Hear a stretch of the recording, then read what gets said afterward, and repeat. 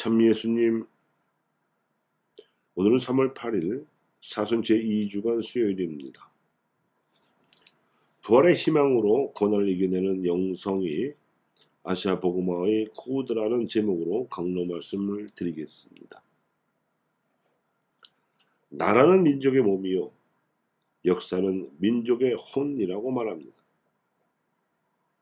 12, 13세기 경에 유라시아 대륙의 거의 대부분을 파죽지세로 점령해가던 몽골이 우리 영토까지도 지배하려 들자 고려주의 충신이던 이암이 한 민족에게 민족 혼을 일깨우고자 역사 초기 기록을 수집 정리한 단군세기 서문에 쓴 글입니다. 그렇다면 민족의 혼에는 하느님의 영이 결합되어 있어야 민족의 삶이 하느님 앞에서 살아있을 수 있고, 이는 민족의 마음인 문화에 복음화로 나아갈 수 있게 되어서 민족의 몸인 나라도 융성할 수 있게 됩니다.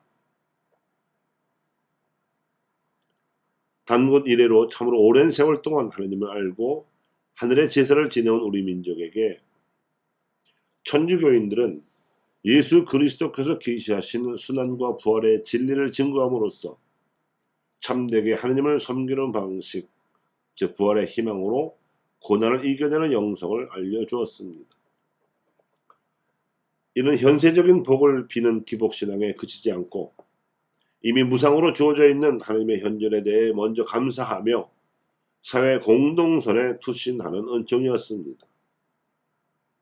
만민평등과 남녀 동등, 양심과 신앙의 자유야말로 천주교인들이 백년 박해를 당하면서도 치명으로서 저항하고 기어이 쟁취했던 사회 공동선의 가치였습니다. 그런가 하면 예레미야는 아시리아와 바빌로니아 등의 북쪽 세력과 남쪽 세력인 이집트 사이에서 갈팡지팡하면서 중심을 잡지 못하던 유다 왕실을 향하여 하나님께 의탁하라는 예언을 전하다가 자신을 향해 조여오는 살의 음모를 느끼자 공포에 사로잡혀서 하나님께 탄원하였습니다. 그러나 고난을 이겨내는 힘은 부활의 희망에서 옵니다.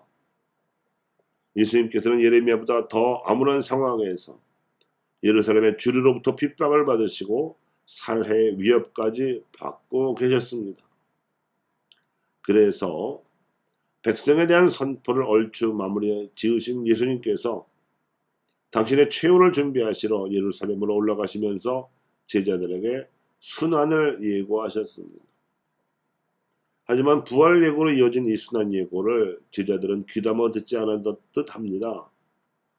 특히 제베데의 두 아들 야고보와 요한 형제는 어머니를 통해 한술 더 떴습니다. 그렇지만 예수 부활을 겪은 후 초대교회에서 실제로 이 두 제자는 고난의 길을 끝까지 걸었습니다. 형 야고보는 그 당시 땅끝으로 알려진 스페인에까지 복음을 전했으며 이스라엘로 돌아와서는 예루살렘 공동체의 책임자로 있다가 헤로데 아그리파 영주에 의해 처형되어 순교하였습니다. 또 동생 요한은 스승의 유언을 받들어 성모 마리아를 모시고 살았으며 사도 바로가 개척해 놓은 소아시아 초대교회를 물려받아 박해받던 신자들을 격려하기 위해 세 통의 사목서안과 요한 묵시록을 써보내고 요한 복음서를 지었습니다. 야고보와 요한이 목숨과 일생을 바쳐서 스승의 고난을 뒤따라 걸을 수 있었던 힘 역시 스승이 지니셨던 부활의 희망 덕분이었습니다. 실제로 부활하신 예수님께서는 사도행전이 증언하다시피 상치 않고 빛나며 빠르고 사무치는 사기 지은으로 사도들의 복음 선포 활동을 이끌어 주셨습니다. 이를 체험한 사도들 역시 로마의 복음화라는 부활 희망을 간직할 수 있었기에 복음 선포의 고난을 능히 짊어질 수 있었고, 실제로도 그들의 활약 후 250년 후인 서기 313년에 신앙의 자유를 얻었으며 395년에는 로마 제국의 국교로 승인됨으로써 서방이 그리스도 교화되는 발판을 마련할 수 있었습니다.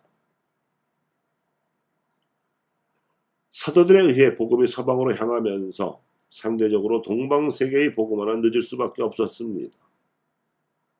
아시아 여러 민족들은 아주 오랜 옛날부터 각기 다양한 종교를 신봉하며 독특한 문화를 간직해 왔습니다만 서방에 비해 1500여 년 정도 늦게 복음이 전해졌지만 문화적 충돌과 종교적 몰이해로 인해서 박해를 초래하는 바람에 복음화는 늦추어졌습니다.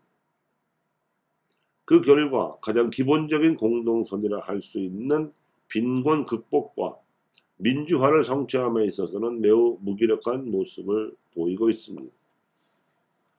바로 여기에 복음화된 한류 문화가 기여할 수 있을 것입니다.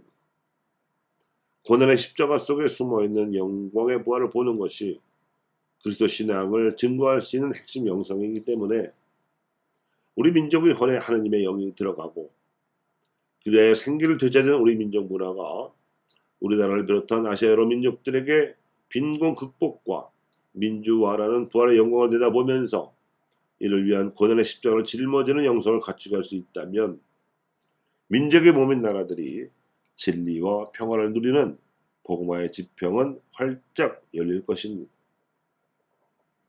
이는 종교 간 대결을 하거나 문화적 가치를 겨루는 충돌로서가 아니라 아시아 여러 민족이 간직해온 전통 종교의 영성을 더욱 풍요롭게 해주고 문화적 감수성을 사회 공동선 증진으로 꽃피우게 하며 가난한 이들이 빈곤에서 벗어날 수 있게 해주는 삼중의 대화로 가능한 선교적 가능성입니다.